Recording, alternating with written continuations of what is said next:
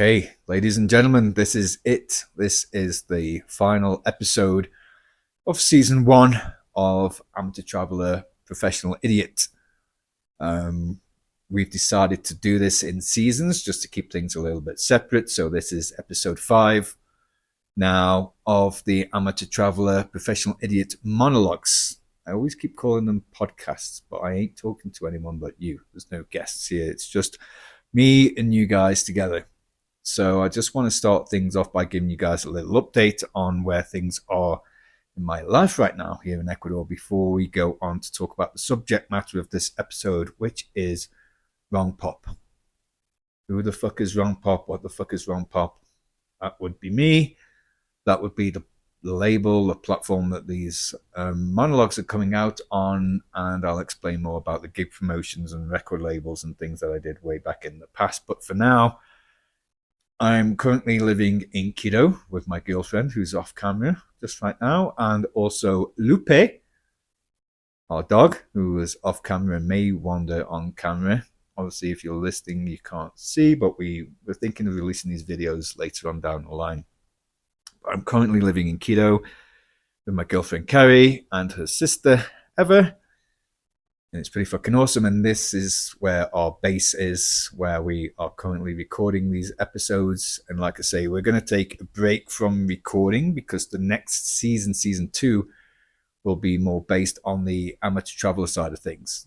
So the 14 months I spent in South America, in 10 different countries, solo traveling, getting up to all kinds of mischief and trouble and things. And that's also part of the book that I'm currently working on under the same name that will hopefully get published sometime this year.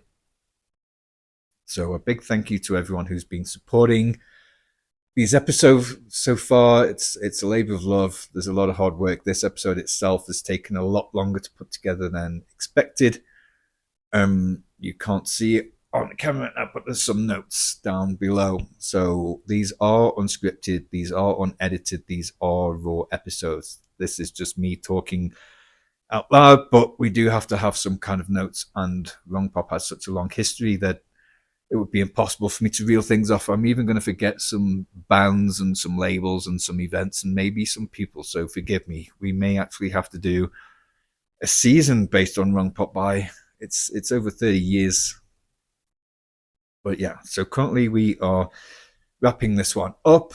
It's now Wednesday, so this will go out tomorrow on Thursday after we are going just like live on Instagram. I just want to talk to a few people and say thank you, because there are a lot of people have been supporting this, have been sharing the links, have been buying, listening, and any art form is nothing without the people who explore it and check it out and stuff. But of course, with any form of art, whether it's music, whether it's something like this, whether you're making something with textiles or your own art or something, please be happy with it yourself. Don't really give a fuck what anyone else thinks. So yes, and some news on my stay here in Ecuador. On Friday, I'll be going to immigration, and I will be extending my travel visa for 90 days. We found out on Monday that it's possible, so I can stay here until June now. Some of you know, some of you don't know that I actually overstayed my travel visa by 47 days. I fucked up from November 2023, and then I came back here in October 2024, so I overstayed. So I actually, in January this year, got kicked out of the country, had to pay a fine, and I crossed the border and spent 12 hours in Colombia to come back and now reset. So things are good. We're looking into a work visa for a couple of years.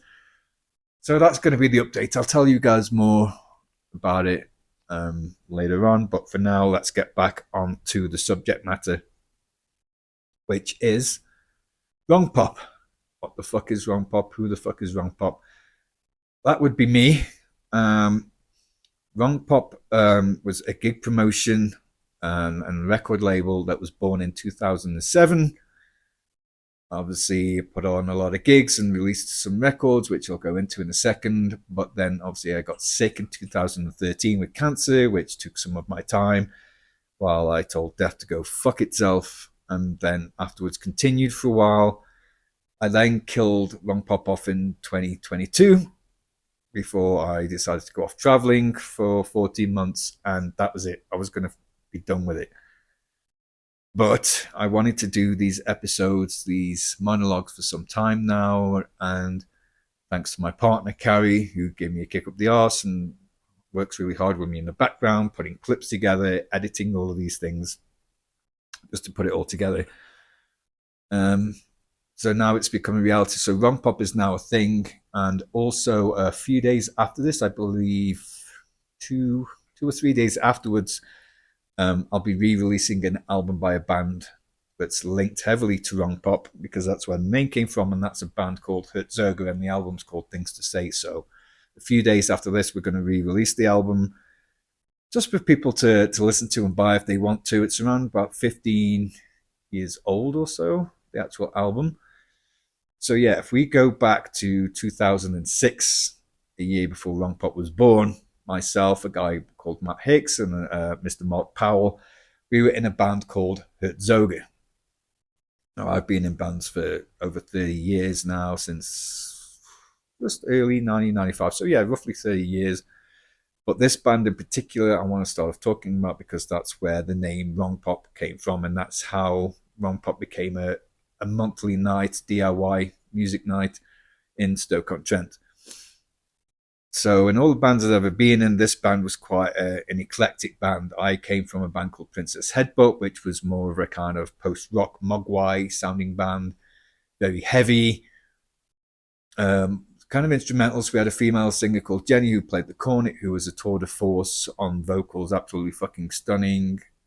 Jazz drums and keyboards and trumpets and stuff. And I don't know if you can call it prog or trad, whatever you want to call it, but more kind of like a heavier sort of instrumental post-rock kind of band. Matt and Mark came from a band called the Mittens. All these bands from Stoke-on-Trent. And we played together on nights called the Music Room Nights, which a guy called Jono would put on, DIY music nights where you pay a few quid to watch some bands and some fucking amazing bands and things like that. We'll go more into the DIY music scene in Stoke in a little while, but they were in a band called the Mittens with a guy called Ian. More kind of indie pop, kind of a little bit twee, but also, they rocked out when they needed to as well, and really solid band. So both bands are kind of disbanded and split, and we were still hanging out, and we formed Herzoger. So you kind of mix those styles, my heavy bass lines, distorted bass, Matt's deadpan, absolutely amazing satirical lyrics, and Mark's solid drum beat. So we were getting traction. We'd done some recordings and things, and we put out this song called Nice Car on We Like Danger Records. We Like Danger is another DIY giant in terms of the Stoke-on-Trent scene back in the sort of early 2000s, I would say. That was Mark and Wayne and a few other people, and we actually did a lot of collaborating together with gigs and recordings and stuff. But they put out this single that we'd released called Nice Car. You should actually go to YouTube and search for Nice Car by Herzoga, Herzoga, if you want to find something extremely fucking funny, because it was recorded basically in a cupboard on a university campus for somebody's directing project, and it's still there. And there is quite a nice little dance move that we believe would be fucking amazing and viral in this day and age, but it's 17 years old. So we had this record called Nice Car. We were getting some airplay on BBC Radio Stoke. So, of course, BBC is a national radio and TV station. But Matt and Dave, amazing supporters of the Stoke music scene, whatever kind of music it was, whether it's a solo artist that would be absolutely huge, hip-hop, or some punk rockers like us. So they supported the DIY scene as much as they supported big labels and bands within Stoke-on-Trent. So shout out to Matt and Dave. They had a show called Subculture. So we were getting some airplay, getting quite a lot of attention with this song called Nice Car. And we would always go in for some interviews. And like with most bands, you asked what your influences are, how would you describe your sound? And it was really difficult for us because, we're not exactly like a Mr. Bungle eclectic kind of band where it's all these things fused together. like 100,000 different genres. Thank you, Mr. Mike Patton. But we sounded a bit different. We had that indie rock kind of Franz Ferdinand sound. We were described by Steve Lamack, a Radio 1 DJ, as art brute wrestling with a pub full of psychiatrists or something like that. So make of that what you will. But it's really difficult, and a lot of bands, I mean, all the bands I've been in, I never really like describing the sound or whatever because people will think otherwise. But Matt just very deadpan turned around to them and said, "Well, it's a little bit different. It's kind of like pop, but it isn't. It shouldn't sound like this, and it sounds quite wrong. So I would say that we sound like, boom, Wrongpop." And that name just stuck in my head, and everyone's like, "Oh yeah, right, okay." So we actually played our first gig in a pub, punk rock pub called the Glebe, an amazing venue run by a guy called Simi. Simi to this day still does sound engineering and lighting for a lot of hardcore punk rock bands, UK punk rock bands, and still to this day has the most amazing 80s Bono style mullet you will ever fucking see.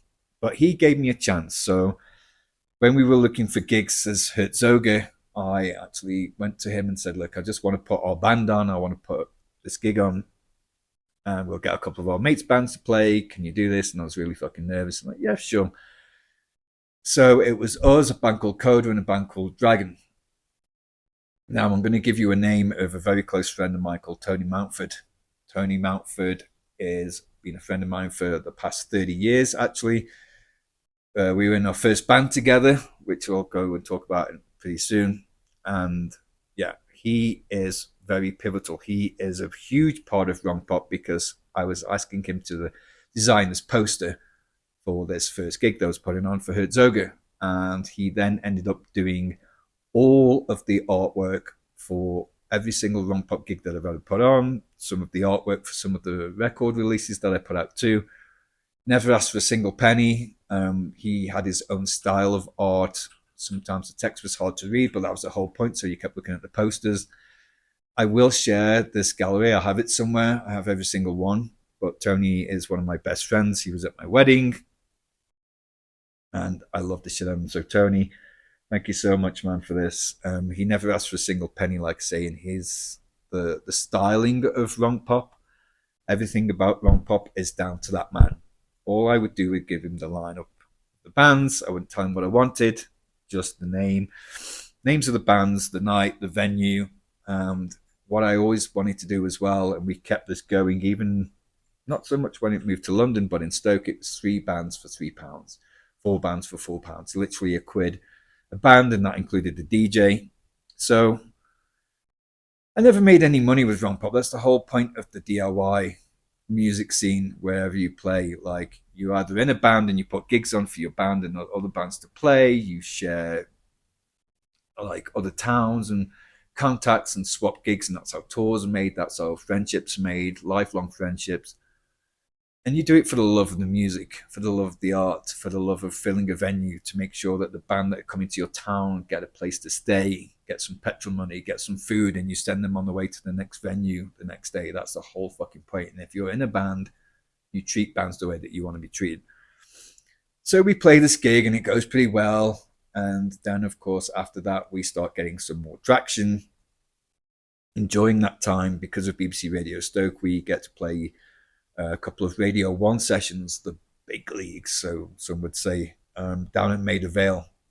So we played in a live lounge, I believe. And we did a couple of sessions there, and that got really good. So we now have Herzogger going on at the same time that we have Wrongpop going on. I'm just checking that the mic's still working. So on a side note, we actually recorded this yesterday without the mic working. But now we're good. So yeah, we have this going on, and at the time, We Like Danger, another DIY label from Stoke-on-Trent and gig promoters, Mark and Carl and Sarah and Richard were in this band called Oxscapula. I would say a noise rock band, alt rock, kind of a bit krautrocky too. And they are still going actually right now, a different lineup. A guy called Mark Collins, an old friend of mine, is now in the band with Carl, Rich, and Mark. They're still going now. They kind of got back together. The best band to have ever come out of Stoke-on-Trent, like hands down. Like unbelievably good live, amazing on record. They just have that DIY ethos from the label We Like Danger as well. And please check them out. In fact, a lot of the bands that I'll mention, you should go and check out for sure. I was fortunate enough to put Oxkekler on their first ever gig in Stoke. And then with all these bands, you kind of network with other bands and bands that play your night and things like this. So Herzogenaurach is still going at this point. I'm still putting on Wrongpop gigs. And like I say, Tony has been an really good old friend of mine. And so if we go back 30 years to 1995, the first band that we ever formed together was a band called Reverend Jar. That was myself, Tony Mountford, PJ Mountford, and Tim Mountford. So the Mountford family, the Mountford brothers, we had a mutual friend by the name of Oliver Pazio, who I was in high school with. So I left high school in 94, college in 95, lots of weed, lots of Rage Against the Machine and Nirvana. And I believe at the time as well, Deftones had actually released their first album, Korn were a thing, so new metal was kind of, the seeds were being planted there. So Reverend Jar was me on vocals, and I'm not going to use the word singer because that was not what I did. Tony on bass, PJ on guitar, and Tim on drums. And we were just recording shit on cassettes in the garage and playing a few gigs at places like the Rigger and the Bear. Our first gig was January the 8th, I believe, 1996. So yes, I'm an old bastard. And we played with bands like Mixon Lane, Grandma Dynamite, Reverse, lots of really, really cool bands. And the venue at the time was a place called the Wheat Sheaf. And the Wheat Sheaf also had bands like Skunk Anansi that would play, the Wild Hearts, Bush would play there, Oasis played there, all bands that would, before they got big or before anyone had ever heard of them.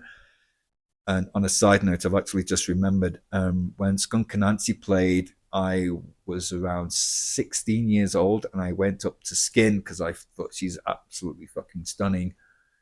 This amazing, beautiful, bold black woman. And as a young underage kid, I was like, "Oh, I really like a band. Can I buy you a beer, please?" And she patted me on the head, gave me a little peck on the cheek, and said, "Oh, I'm really sorry, but I'm gay." And I was like, "Oh, okay, but I still like you. Can I still buy you a beer?" So good times at the OK Corral and the Wheat Sheaf with all these bands that were playing, and we would play with some of these bands, which was really cool to support bands that you know and you see now as pretty fucking big. So we have a lineup change at this point as Reverend Jar, as Tim decides to leave the band, and at one point actually mid-song left the stage to go and buy a beer, I believe, at one of the gigs that we did at the Rigger. So it wasn't his thing, and he ended up leaving. But before he actually did that, we had two additions to the band, one of which was an amazing woman called Jenny, who was Tony's girlfriend at the time, and she took over vocal duties, thankfully, because I fucking sucked. And also played the cornet. She had an amazing Gwen Stefani vibe. And we also had Carl's high school buddy. Carl played keyboards, and he was into like a lot of Emerson, Lake and Palmer as well. So the sound completely changed from Rage Against the Machine wannabes to more of a heavier version of No Doubt. And we continued to play these gigs for a while until, like I say, Tim left the stage and the band eventually. And then we got a guy called Reese Llewellyn joined the band, and Reese was a university friend that Tony had known for a while, and he was in a band called 30 Day Hex, a completely different style of drummer, very technical, very jazzy, still playing in bands to this day, also plays guitar now. But yeah, it completely changed the style of the band, and Reverend Jar then became a band called Princess Headbutt. As I've mentioned earlier, Princess Headbutt played these music room nights that Jono would put on, and we started to develop a sound which became more of a kind of mogwai instrumental type sound with occasional vocals from Jenny. and absolutely crazy prog rock keyboards, and we were writing these epic long instrumentals, and then we'd have these songs with Jenny just blasting out vocals, and absolutely batshit amazing band. But we would play with bands like the Mittens. We would play with bands like Jen Shonda, an amazing artist from California, and so many other lineups. I actually ended up playing some guitar for a guy called Andy Robbins and the Andy Robbins Trio, and we supported a lady from Moldy Peaches. The name escapes me. So really eclectic nights, and the music room nights were a huge influence on me in terms of what Wrongpop ended up becoming, the model, if you can call it that.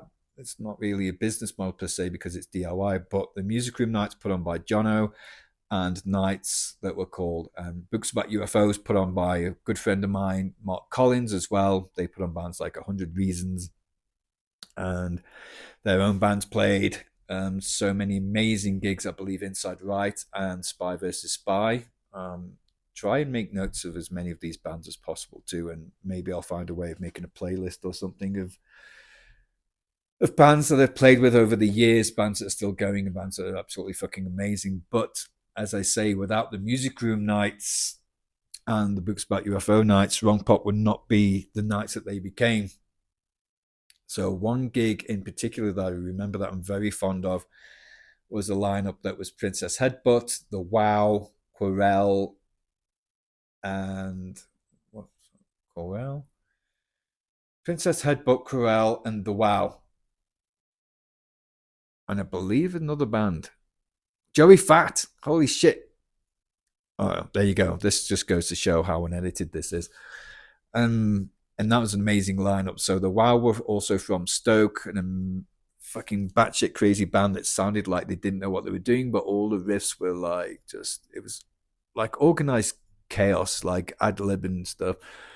Chorale were a very like art rock band from London. My beautiful Italian brother Gypsy was in that band, and then Joey Fat are actually a band that also were started in the mid-90s and are still going to this day. That is the epitome of like punk rock. So fucking good. Sort of different members in the band mixing around all the time with Joey Fat, but they just have this like really, really good old school like punk rock sound, but very regimental vocals from Mr. Cole, a beautiful man. And yeah, we did many gigs with these guys. But then that, from playing as a local band in Reverend Joe, not really doing anything, then suddenly networking with these other bands because of this. So we would end up playing in Tunbridge Wells with band like Joey Fat, where they came from, at a place called The Forum, when we discovered a record label by the name of Unlabel. Again, DIY ethos, putting records up by yourselves, taking LPs and CDs to post offices and things like this. It was a fucking amazing thing. We also ended up playing gigs as Princess Headbutt in London too, and this all came from gigs like the Music Room, and you suddenly discovered that, oh my God, we can swap contacts with people and play these gigs. And like I say, the internet was a thing, and MySpace was kind of just about coming up, and Wrongpop ended up on MySpace at first, but you know, you'd spend all this time, early hours of the morning, with wallpaper paste and putting posters up in subways and phone boxes on lampposts and stuff. And that still happens to a point to this day. But back then, that's all we had. You took flyers into record shops, you went to other people's gigs, and then the DIY music scene, promoters support each other. And you can take your flyers to a gig, you can ask about other bands playing your nights. If they're playing other people's nights, you go to, you share the love. Sharing is caring in the DIY music scene, and such an honor to be a small part of that, especially in Stoke-on-Trent with my hometown and things such as that. So at this point now, obviously, Princess Headbutt are still going. We take a little bit of a hiatus though at this point now, because PJ Mountford, Tony's brother, is also in this band at this point in Princess Headbutt, and he goes off on an exchange program to Philadelphia for a year. So Tony and I, we're living together, me, Tony, and Jenny.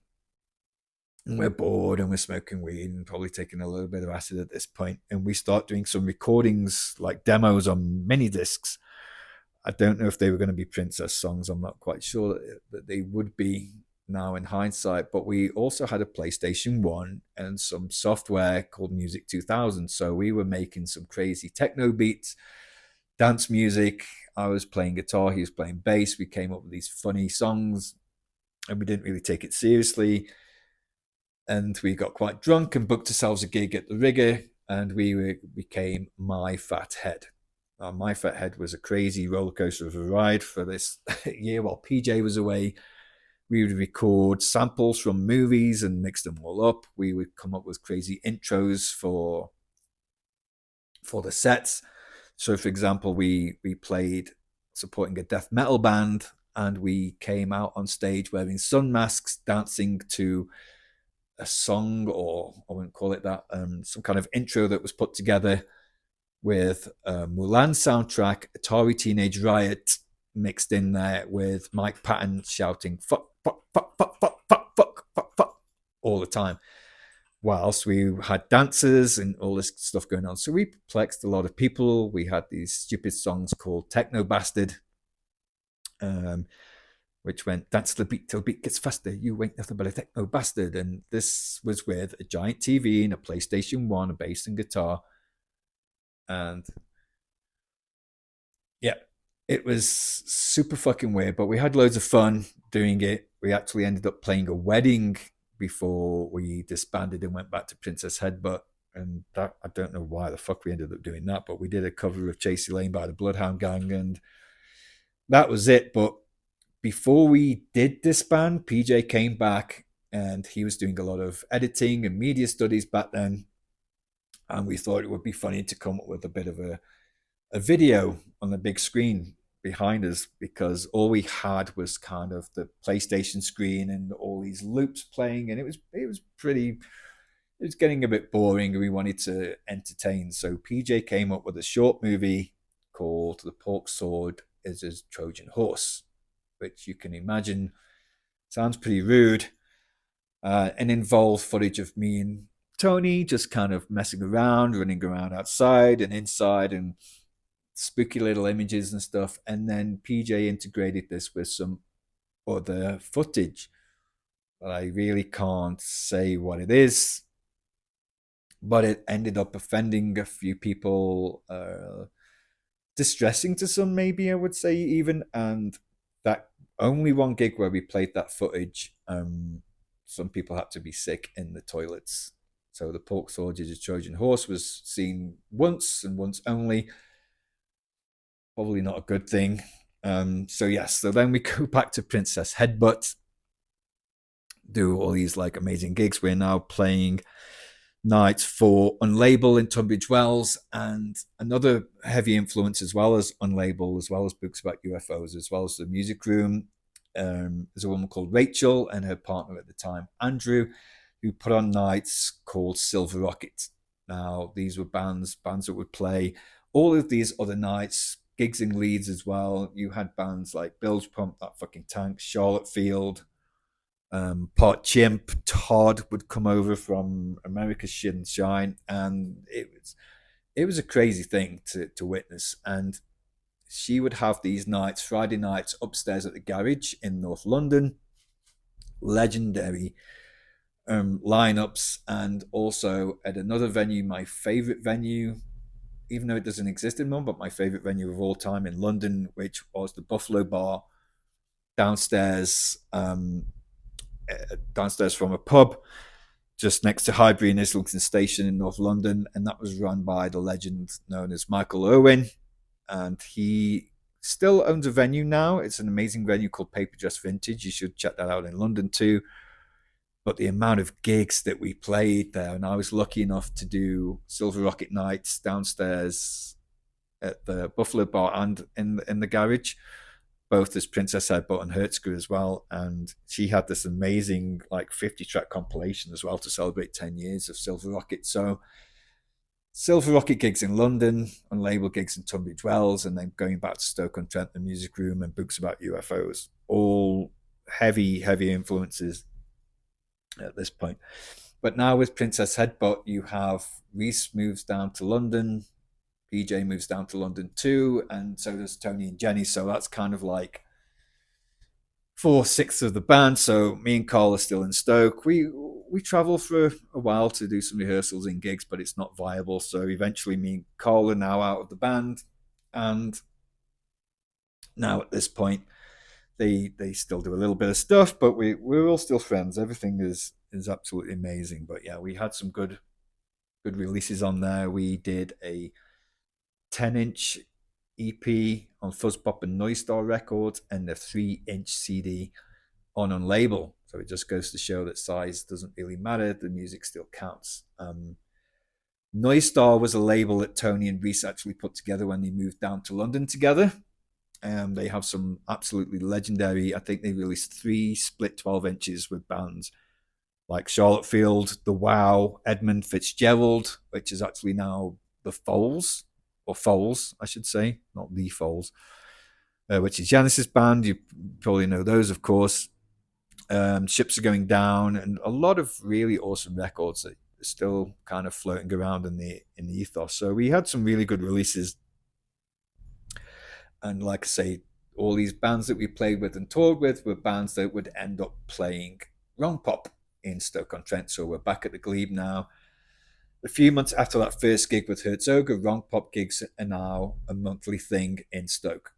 Tony's providing the amazing artwork and actually playing in a few bands. So bands like Cove, the Notorious Hi-Fi Killers with Reese. And we have aforementioned bands like Charlotte Field. And actually, if you see the cover of this episode, that is me and Mr. Tom House from Charlotte Field playing Guitar Hero back in 2008 or something like that. He is a beautiful, beautiful, humble human being, a prolific songwriter, now under the moniker of Sweet Williams. But Charlotte Field, one of the best bands I've ever seen live, and promoters now would fall over themselves if they were to reform and play. They were so fucking tight, so angular, really mellow, and then they would just shout and scream and throw guitars around. And one of the tightest drummers in Ash was absolutely fucking amazing. And going back to the Wow, which was Doog from Stoke, we had once. He was playing in another band, but I remember he played or stepped in for a band called Bilge Pump, Doog, and you had Ash looking at him like, fucking, what the hell's going on? And likewise, and with the rest of us, like, there ain't ever any drummers in the world as good as these two guys. And they were just admiring each other's talents at a Wrongpop gig. And it was amazing. And we were at the Glebe for some time with Simi, this old school punk rock pub. At the time, you could smoke inside. So you had sticky floors, smoky atmospheres. And that kind of ended in June 2007, which was pretty good actually, because then obviously places don't fucking stink. And the bouncers there, the door staff, all I can say that we never had any trouble. If I wasn't putting those gigs on, I would probably be thrown out of my own nights because I used to get very drunk. I would forget if I'd paid the bands. I would end up dancing on the tables, and then we would get lock-ins in the Glebe. So everybody would leave. Sometimes the bands, the DJs, and everybody would stay. And I would probably end up found asleep on the roundabout hours later, or someone would pick me up, slumped up against the wall, and bring me back. So Wrongpop nights were very messy for me as Wrongpop putting these gigs on. Unfortunately, the Glebe came to a close, which fucking sucked. So we didn't have a home to go to. So I ended up taking Wrongpop to a place called Fat Cats up Hanley, not too far away. Now, Fat Cats was kind of like a trendy wine bar, but it had this basement downstairs called the Pussy Boutique, with this huge mirror at the back of the stage. And I wanted to keep things the same way: 3 bands for £3, 4 bands for £4. We had an amazing DJ, my close friend Robert Sean Hunt, who would play very eclectic stuff in the style of Wrongpop, just really batshit stuff. But for a while, it was a struggle, because if you're a DIY gig promoter and you're putting these fucking amazing gigs on in a punk rock venue and it's got that old school vibe, and then you're suddenly down in the basement in a trendy wine bar. There's, I think, a few people were like, oh, I'm not going, it's not got the same vibe, but eventually they did. And like I say, Matt and Dave from Subculture on BBC Radio Stoke were championing all of these gigs, from the big gigs at the Sugar Mills, the NME style kind of bands that would play and come through, all the way through to these gigs that I would put on.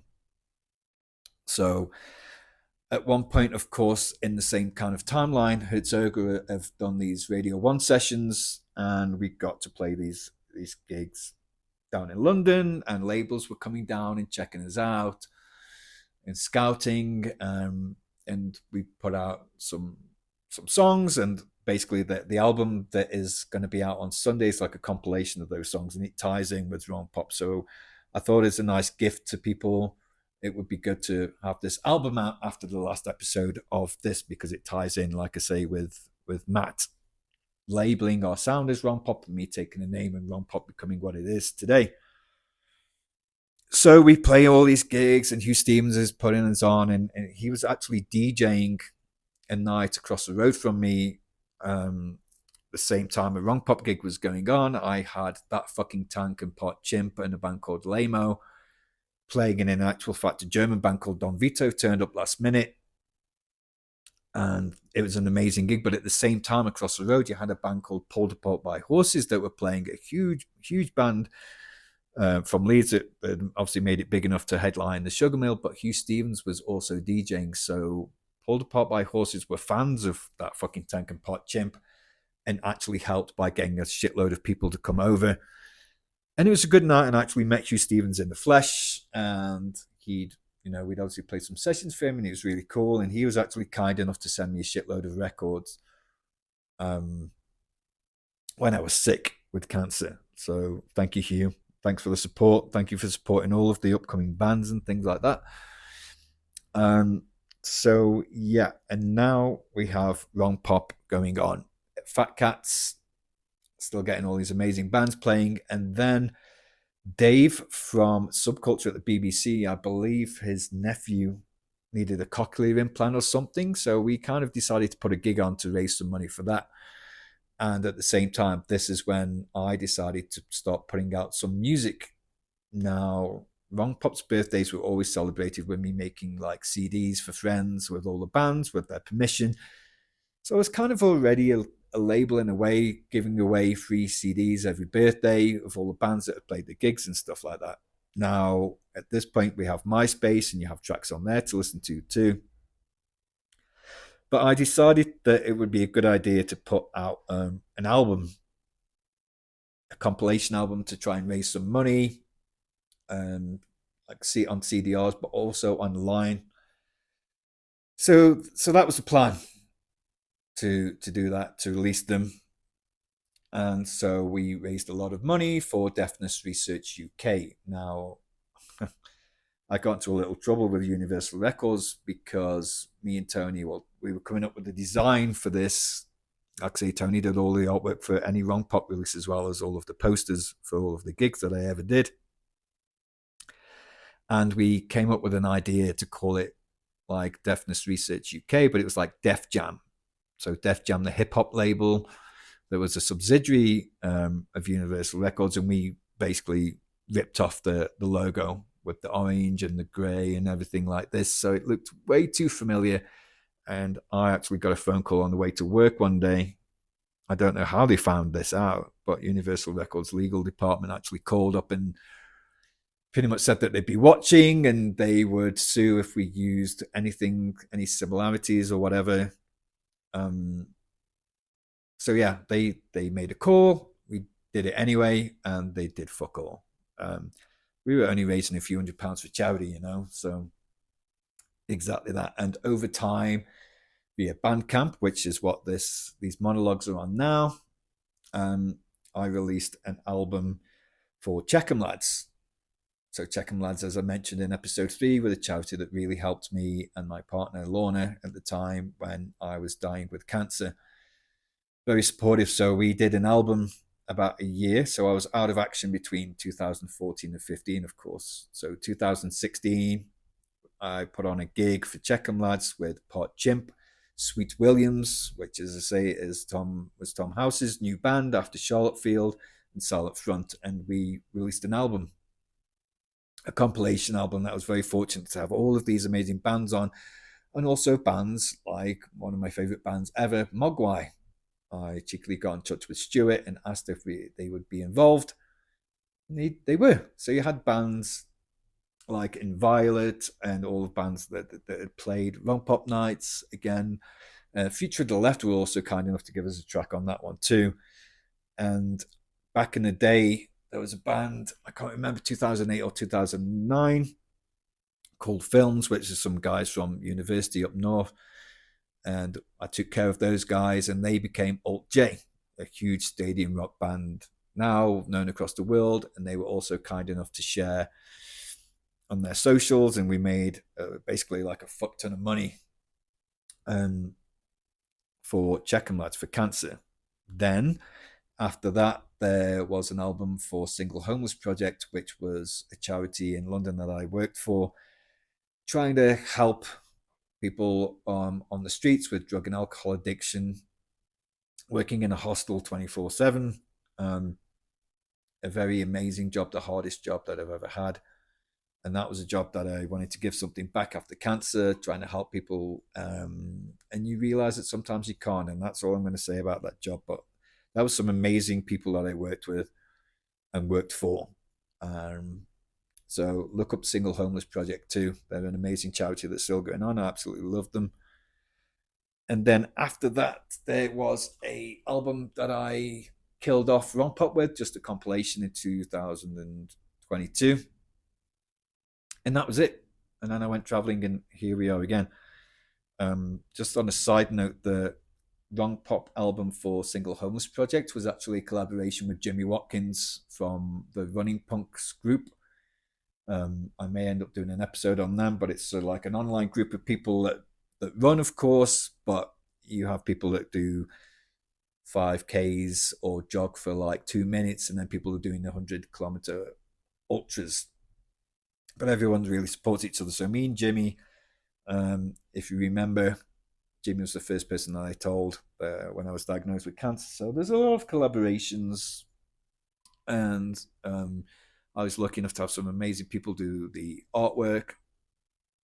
And yeah, so that's kind of Wrongpop in a nutshell. But going back to some of the amazing bands that played Wrongpop, I really want to give some kudos and love to Oxscapula, of course, Charlotte Field, Tom, who's on the cover of this with me, and Bilge Pump, Part Chimp, who are a phenomenal band who are still going. People like Richard, otherwise known as Gyro Junkie, a local folk acoustic guy going on in Stoke-on-Trent. The behemoth legend that is M.S. Thomason, our very own dark version of Bon Iver. He is like writing amazing music still at the moment, a beautiful human being. And he actually formed a supergroup called Sefton Dalma with members of Oxscapula and things.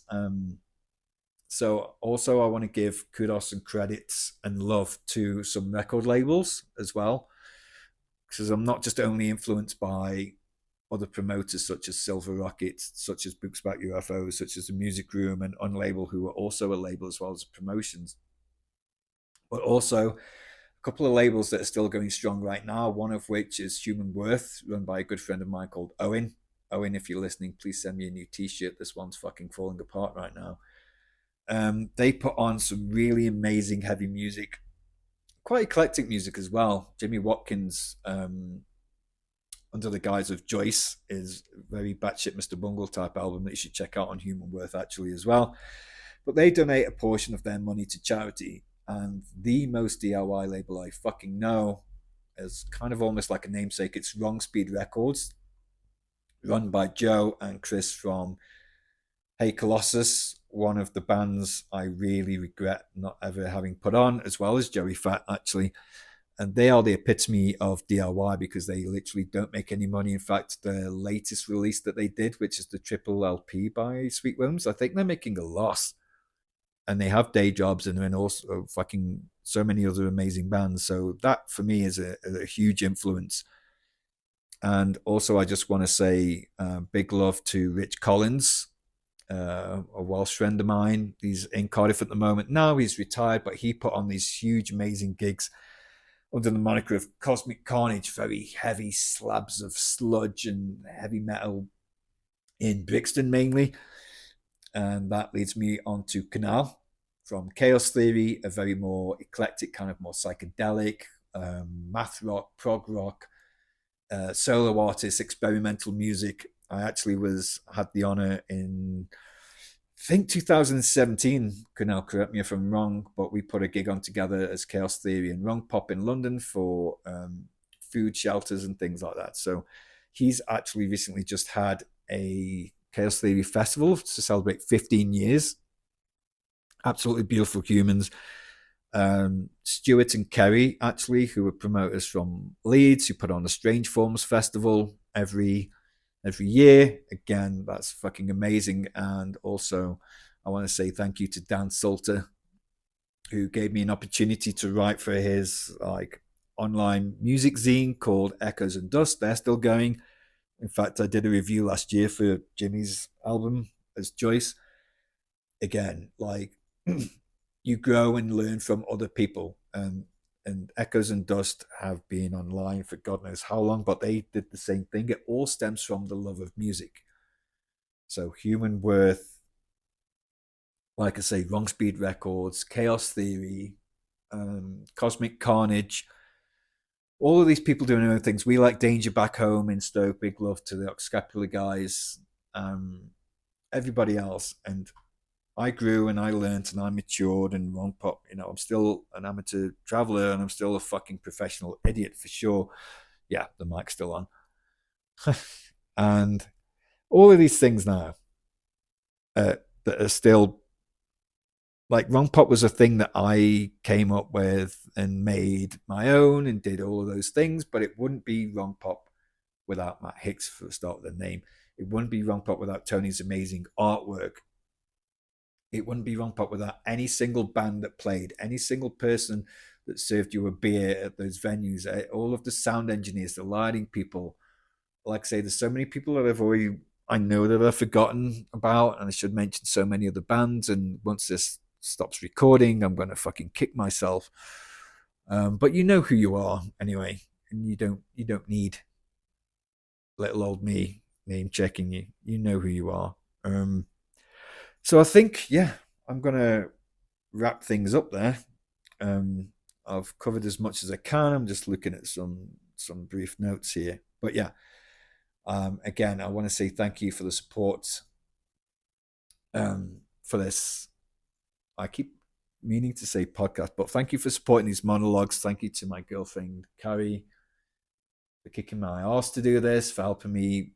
So we make clips out of this, like edits and stuff to post. We clip either end, but this whole episode will just be like one take, one shot, apart from a little break in between when a mic stopped working. But it's how it is. I want it to be raw. I want it to be unedited, and hopefully, yeah, you stick around for season 2. Like I say, this will go out after I go live on Instagram to chat online with everybody, and then a few days later, the Hertzger album will get re-released, and then we're actually working on some other stuff right now that I can't tell you about, but just keep checking it out. Just want to end this as well. Again, this episode is dedicated to my mum, of course, and also it goes out to a young man named Miles as well. If you know, you know. If you don't, you don't. But yeah. All right. Thank you and goodbye.